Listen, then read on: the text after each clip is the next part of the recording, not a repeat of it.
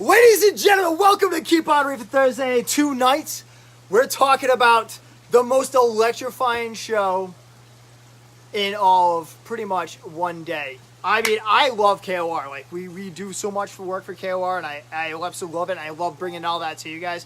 But there's one show that I grew up on that will always hold my heart, and that is New England's Frag Farmers Market. Because of what it is.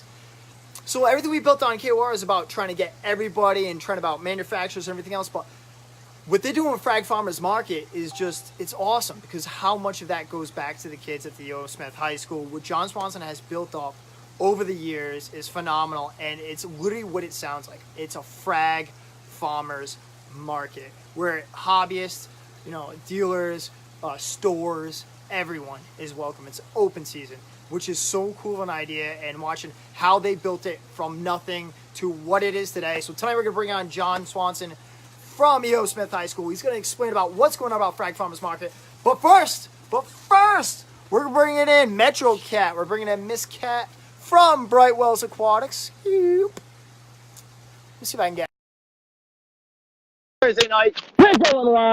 It's past 7:30. We're doing it, baby. I'm so super to see you guys. Appreciate all the love. Let's get Kat in here. Peter Jack, thanks for the love the other night, man. You the man. Kat, where you at? I see it adding. There you are. Hi. Hello there. So I know you've introduced yourself before, but there's a lot of new people in here that haven't met you, haven't seen you, don't know what's going on. Can you do me a favor? Can you introduce yourself and tell you where you're from?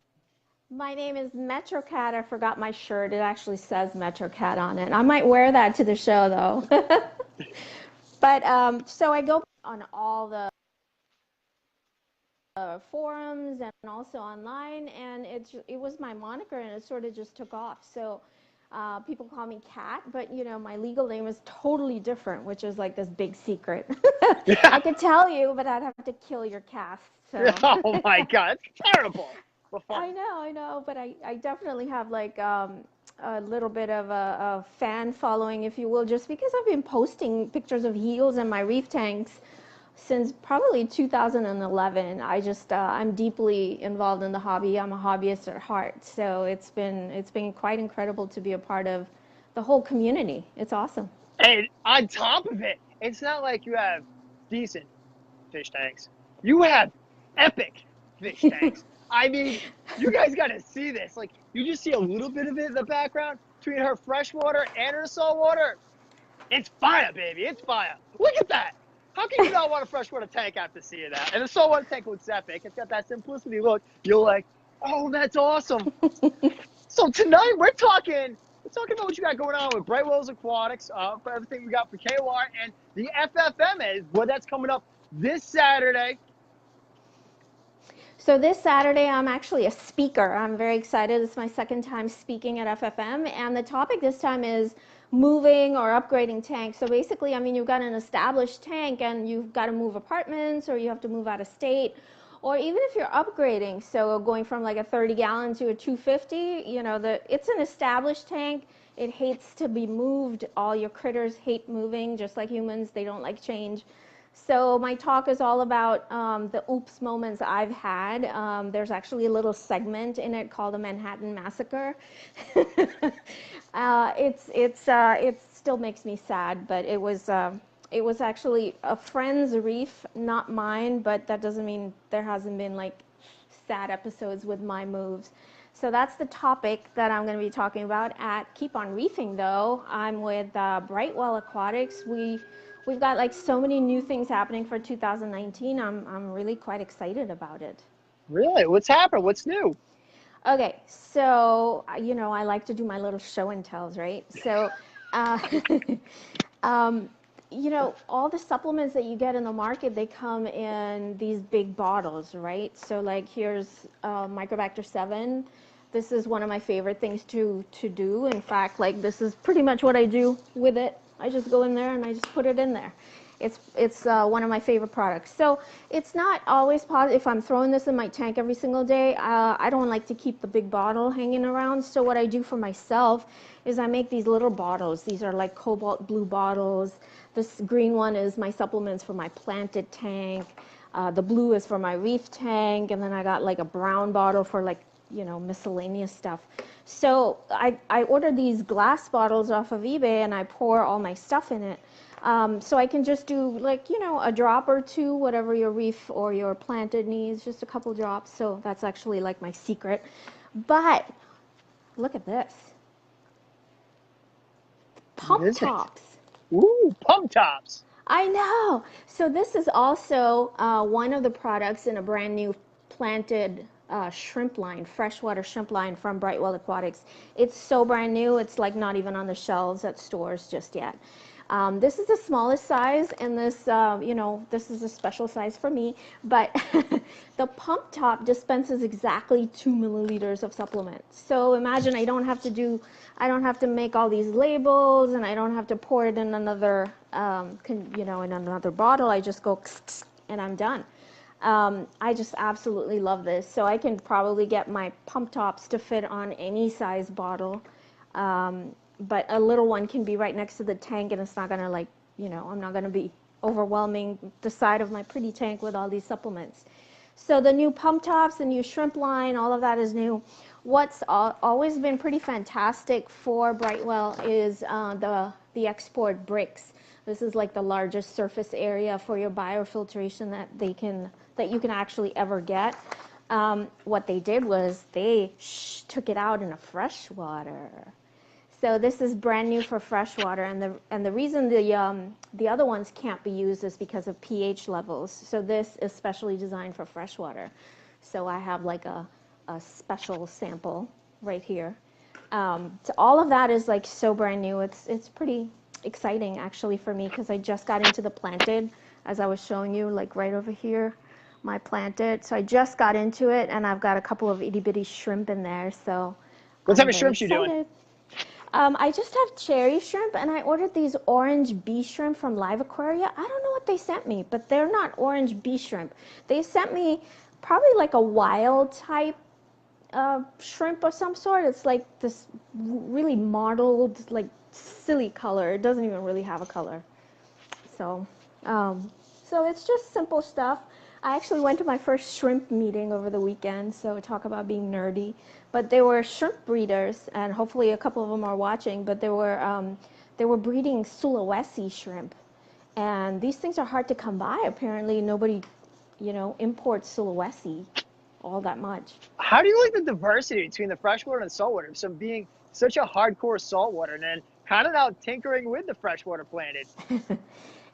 I think what grabs me about planted is the thought that goes into it. You can't just let it go wild, and then you won't see anything. So I have to always trim the plants, and I like to hoard things with like corals and with the planted. I hate throwing my plants away, so I set up a little second tank just to keep my plants alive, because I couldn't bear to throw them from my display. I think what really gravitated what called out to me. I went to Aquatic Experience in October, right here in New Jersey, and I was there the entire 3 days, and I came back a changed person. I actually came home with a tank to set up my planted. I took a workshop at the Denorel booth that they had, and they sent me home with the tank and a couple of plants and soil and a couple rocks. So I'm still learning, but because I had to make this hardscape and learn the lingo, I'm still not too up and up on parameters. I try to do the best I can, but the reef became like the back of your hand, that familiar, but the planted, I'm still getting there. I'm so scared to make a mistake. It's equally as involved, but some people say it's a lot easier. Right now, since it's so new for me, I don't think it's all that easy just yet. But both my reef and my planted tank is 100% fueled by Brightwell. In fact, all the substrates that I've used, with the exception of like the top, sand, all of the substrates also are Brightwell. So it's been very exciting. I got a question for you for like food, for fertilizer. How's your style on fertilizing that, out of curiosity? Do you like to over fertilize it and then water change it out? Yes and no. I've done both the things, and right now I'm like trying my very best to find the perfect level of CO2. I've got a CO2 canister on it, but I just either overdo it or I diffuse it. It's been tough. So one of the best things is Flora and Multi in the Brightwell line. It's a multivitamin. It has pretty much everything, the right levels that you need. So for a while there, because I was so scared to do too much CO2, like I killed my fish a couple times. So, From the pH changes? yeah, well, from the CO2, like Oh. too much, too Yeah. fast, and yeah, no, not good. So I went easy on the CO2, and then I was overdoing the supplements, so iron and potassium and iodine and nitrogen and pretty much carbon source, everything. And I didn't see anything bad happen. Like I didn't have a big algae bloom. So I'm sort of finding my balance. I don't know what would be the best. Since I'm around the tank a lot, I'm okay with, having little injections of CO2 and then also doing my dosing. But if I were to leave the tank alone for a weekend or a couple of days, I'm not sure how it'll do just yet. I'll find out this weekend when I'm at FFM. How do you feel like the difference from being such a diehard reefer going into a planted tank? Like, do you feel like it's like you could walk into it being a reefer, walk into this planted tank, and be like, all right, I got this under control. You like, wait a minute, this is going to take a minute. I actually started with freshwater, and I had like the goldfish bowl, and I had a community tank. I even had a couple of betta babies. And then, nothing for so many years. Then I dove into reef tanks. And of course, I'm so passionate about it that the world of planted tanks, it was just like, I had one of those emojis with the brain exploding. It's funny, the shrimp meeting that I went to, they were actually asking me questions and I could actually answer them. And that's not because I know everything, but they were talking about biological filtration, which I deeply understand. In fact, that's one of the topics that I'll be talking about at FFM. There's so many similarities. Like if you want to upgrade tanks, you move your biological filtration. If you want your system cycled, you got to check for ammonia and nitrites and nitrates. There are so many similarities that in your thought process or your understanding, it was an easy transition. But the parameters here are so different, and I like them both equally if that's possible. Yeah, no, it's awesome. What time's your talk on Saturday? 2 p.m. Saturday in the lecture hall, and I'm told that it's high tech this time. There's like a microphone. Oh! Yeah, there's GoPro video. No, Jon Swanson is sparing no expense. I don't even believe it. John's the man. He's pretty good. What? Anything else you want to add on to us? No, at the Brightwell booth at Keep On Reefing. I think I'm like pretty close to Rachel, so we're gonna be up to some shenanigans at Keep On Reefing. So there you have it. We love it. I appreciate you coming on here. I will see you this Saturday. You know I'm going to ask you, can I get a Keep On Reefing from you? Okay, can I get like a MetroKat from you? No, I'm kidding. Yeah, like, no. Maybe like, ready? No, okay, no, you gotta do that. No. MetroKat! Okay, well, I can't do that, but I'll just say keep on reefing. Woo! Keep on reefing. All right, thank you. I'll see you later. Thank you. Make sure you check out Kat's Talk at FFM this Saturday. Who's going? I want to know. And you guys that are heading up to FFM Saturday, hit me up in the comment section. I see you guys' comments, but they go beep. Let me see if I can get Jon Swanson in here. Oh, he's available for adding. The Godfather. I always like to call John the Godfather of trade shows because that's how I feel like he is. Where is he at? There he is. What's up, Scott? What's happening, brother? Not much, man. Getting ready for the FFM. We're getting close. I know. Do you feel it? Can you feel it in the air? The monster is what we love to call it. The monster. Last year, you had how many in attendance? We had 1,312 people there last year, and that was with a terrible, terrible storm all around us. People without power. Remember Frost posting a video of him driving in from Ohio through blizzards, and Oh, it was awful. And we still had 1,300 people. So it just keeps getting bigger every year. I can't even get over that. Like, we were talking about, we were like, last year, we were driving up there, and I'm like, most places people didn't have power. There was fallen trees all the way there. I remember telling Chris, I'm like, I don't know how much we'd really expect out of this. Let's just go. We're going to have a good time. I'm all about that positivity. Let's just keep on going. And that show was just like, how does he fit all these people in here? Like, it was just insane. Yeah, it's crazy, man. And it's funny because the school, I run it every year, and the school is always like, oh, you're hosting your choral thing. That's really nice. And most of the people there have no idea how big it is. No idea. It's absolutely true. And the crazy part is, in reality, up until within the last couple of years, it was word of mouth. It was like the monster, like, hey, have you been to that show at the school? Like, that was how the whole thing was built, like the show at the school. And it just turned into the monster that it is today. You want to do me a favor? I know you explained it last year, but give anyone that doesn't know, a lot of new people that doesn't understand how FF came to be what it is today. Sure. So I run a coral propagation project at the school that I teach at. It's E.O. Smith High School up in Storrs, Connecticut. It started 15, 16 years ago with a tank in the back of the room. Kids super, super interested. So I put a couple more tanks. I got kids involved in learning about aquaculture, corals, coral biology, that whole thing by getting their hands wet in the tanks. They were fascinated. And I started to realize that, I have an opportunity here. I have a venue that I can use to start to promote aquaculture within the hobby. I had been to MACNA, I'd been to some of the other big shows around, and I said, wouldn't it be cool if a hobbyist could come and set up a table at one of these big shows and sit next to, Pacific East Aquaculture, sit next to Jason Fox, sit next to, the big guys like OSA, people like that. And what happened is I started to host the event, and it grew. Every year people would come and say, wow, that's kind of a cool idea. Because we're trying to promote aquaculture by letting guys come, sell corals, make a couple bucks doing it, and then they're doing aquaculture in the off season every other month, and then they come back the following year, and they're selling all the stuff that they bought and have grown out, and it's just turned into a beast. It's amazing to see this many people actually doing aquaculture at home and this many aquacultured frags available. It's just awesome. It's exactly what I wanted to do. And then how it all comes back to the school. Like, you know what I'm saying? Like, all the money from the door comes right back to the school. Yep. So all the proceeds from it go right back into the school program. It helps me to buy lights and salt and corals. And, if I have a kid that wants to do a project on pH, I can get the pH probes that I need. I can get the controller units that I need. I just purchase them and bring them in and let the kids start their project.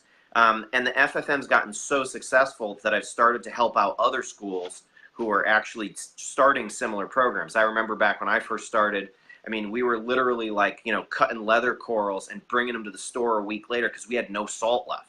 So we would have to bring it down and, like trade out for a bucket of salt. Yeah. It was totally like tank to mouth reefing we were doing. And I remember that struggle and thinking, oh man, what am I going to do? I don't have enough salt. We're not going to be able to do water changes this week. Maybe we're going to have to shut systems down. So what I've been trying to do is buy equipment that people need. I contact schools or get in touch with schools that are around and say, hey, what do you want? You know what, we could really use some lights. So I go and get them lights. I've helped Big Waz out in West Hartford quite a bit. I've helped a number of other schools, and it's just awesome to be able to sort of give back and get other schools going so there's more of this happening. Because really, it's all about getting kids involved and getting kids thinking aquaculture and conservation. That's really what I'm shooting for. Nope, and I love that, and like by all coming back to conservation, it really does. But getting the kids excited, like you guys got to see the kids there. John, how many kids do you have in total that help you out for this show? I have about a dozen kids who are working with me really, really intensely. That's my after school crew. They come in every Thursday. They hang out with me. We do water changes. We do fragging. We talk about corals. They're learning how to take care of the systems. So I'll get a decent percentage of those kids there at the FFM, and they are pumped, just so pumped to come. They're more excited about doing it than I am. They're like, what are we going to get to do? Are we going to get to do this? Can we go and do some shopping? Can we pick out some corals? Can we go buy this? I'm like, you know what? This is awesome. They're just so psyched to come and do all of it. And it's really cool to be able to go in and like have an idea and say, hey, what if we did a cornhole tournament? You think that'd be cool? And the kids are like, that's great. Let's do it. That's awesome. Did you ever think it was going to turn into what it is today? Did you ever know, like, did you know in your heart, or were you like, no, it evolved on its own? You know, I got to be honest. When I first started it, there's no way I could have predicted this. I can remember the first couple years, it was like 2 or 3 rooms. We would have a dozen people set up and, you know, 100, 200 people come to the school. And it was nice. It was small. It was cool. And then every year it kept getting bigger. And we would always have the conversation, I don't think it can get much bigger than this. This is it. And every year it continues to get bigger. Every single year. And like I said, last year, 1,300 people with the terrible weather we had is just amazing. I came in with the same attitude you had last year. I was like, you know what? Let's see what happens. We're doing this. I mean, if it rains, we're doing it. If it's windy, we're doing it. If it snows, we're doing it. Let's see what happens. And you know what? It was awesome. People come out because it's such a cool event. It's such a different event than every other show. It is different because you, like you said it, you're not talking about like you have like the biggest names to the person just starting off available to sell. Like it is the definition of a frag farmer's market. Like, you know what I'm saying? Just like anything else. And it's amazing what it's turned into. And you get so pumped. Like you see Jason Fox and just a beginner. It could be in the same room, but it doesn't matter. It's open to everyone. So I think that's a huge attraction and draw. And then the other thing is just word of mouth. Think about how much the forum, just in the last 2 weeks, has been just lighting up. It's like every time on your notifications right now, it's like FFM, FFM, FFM. Yep. Yeah, it's been nuts. I mean, I sit down. My wife hates the Frag Farmers Market because she says in February she doesn't get to see me. Because I do. I come home from school and I sit down in front of the computer and I'm sending people emails. I'm, you know, answering questions, posting up raffle stuff. I'm just kind of like fueling the fire and rolling, getting things set up, getting things organized. And then she's happy about March 3rd, right after it's done, because she gets me back. So, what is your goal? Like, where do you take it from here? Do you just keep working on it? Do you have a bigger plan? You know, one of the things that we've been working on, and I use we because I've started to connect with a lot of the other high schools and schools in the area, is to try and set up some sort of a group of high schools that are all doing this kind of thing. So Anthony, Mike, Eric from the Marine Science Magnet School, Ryan from NFA, we all sat down and have started to sort of talk about like a bigger group that we can start to put together and set up a choral conference and have, you know, multiple schools doing research that is across the school lines. So I'm working on a project with my kids, but Anthony's working on it with his kids in West Hartford. I think that's kind of where we're going with this. The Frag Farmers Market, I'm just going to continue to sort of feed it and fertilize it and let it grow, I guess, for lack of a better term. And the high school project, I think, is the next place that we're going. How do you know Anthony? You know, I know Anthony through CTARS. I met Anthony a long, long time ago in CTARS. Actually, the funny part is the tank that you see behind me is actually one of Anthony's old tanks. I ended up at Anthony's house a long, long time ago. I was looking for a corner tank, and he had one lying around. And I'm like, oh, cool, that's the tank I want exactly. So I went down, and he started teaching out in West Hartford, and we've been friends ever since.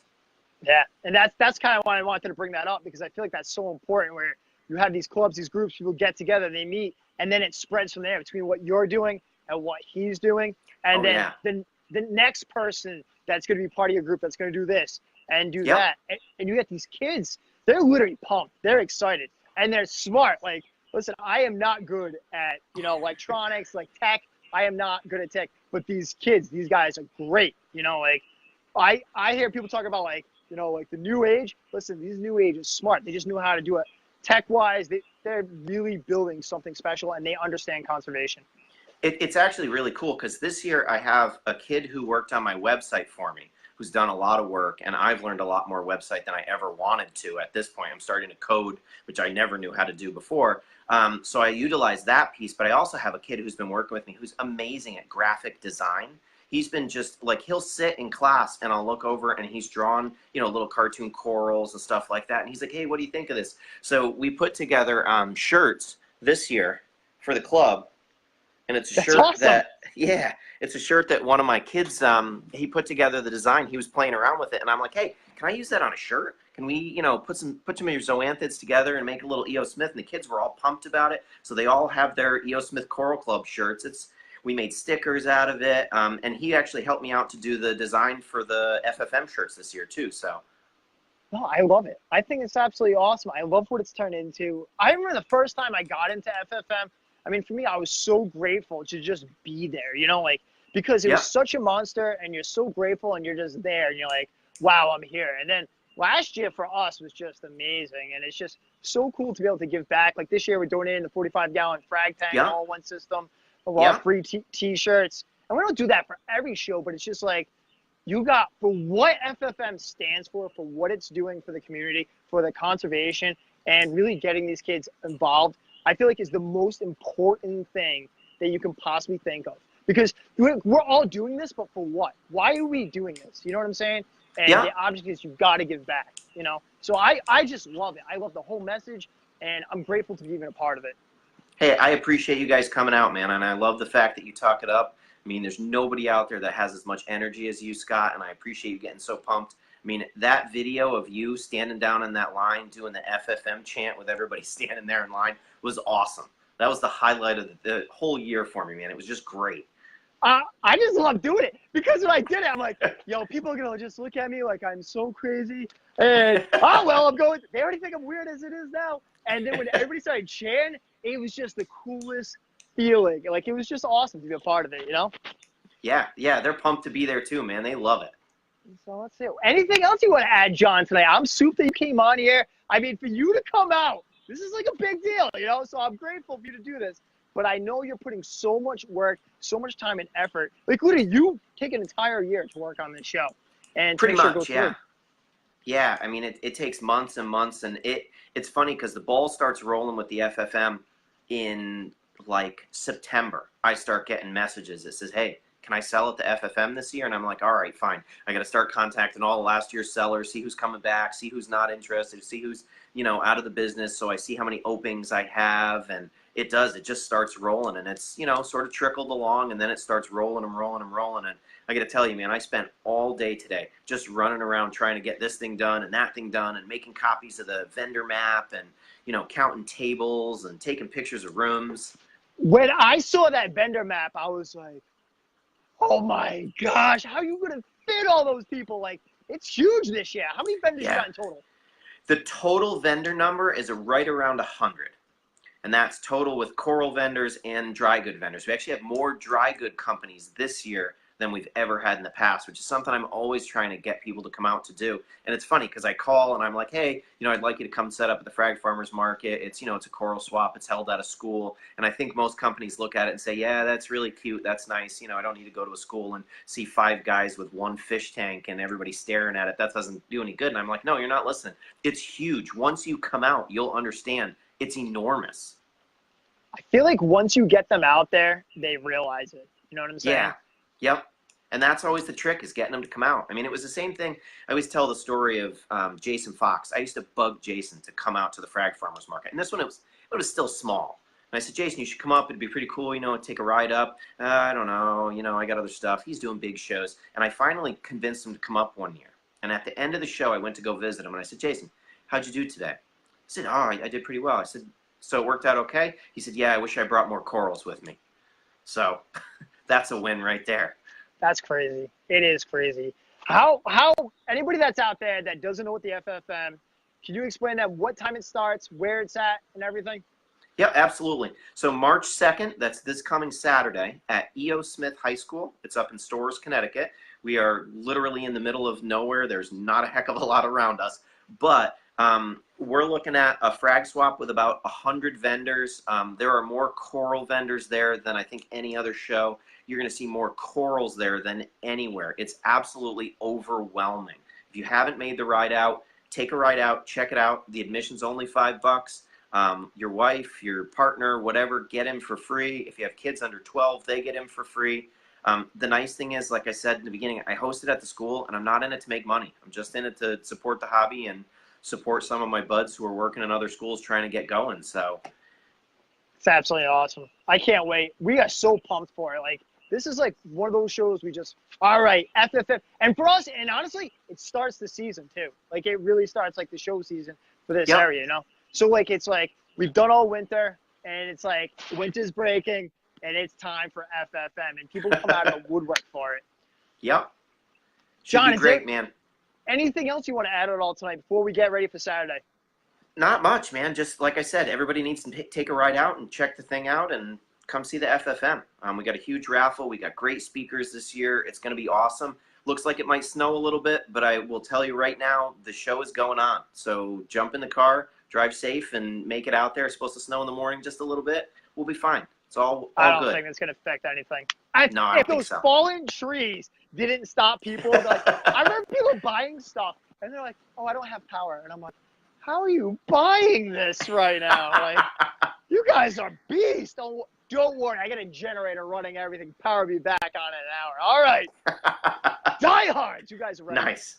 Jon Swanson, thank you so much. Can I get a keep on reefing from you? Hey, keep on reefing, Scott. Thanks for having me, buddy. Thanks, John. I appreciate it.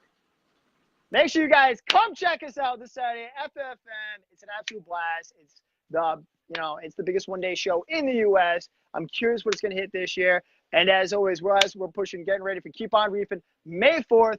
And we're grateful that John helps us out and sponsors a lot of stuff with us for that too. So we're absolutely grateful. If you guys got any questions, hit us up in the comments section. We'll get back to you. If not, check out CT's Frag Farmers Market forum. You can see all the stuff going on up there. All you guys going, we are donating a 45-gallon platinum reef tank, not platinum, sorry, 45-gallon reef system by Waterbox. That is being donated. It's white. It's awesome. That is going up for the raffle. Win it for free.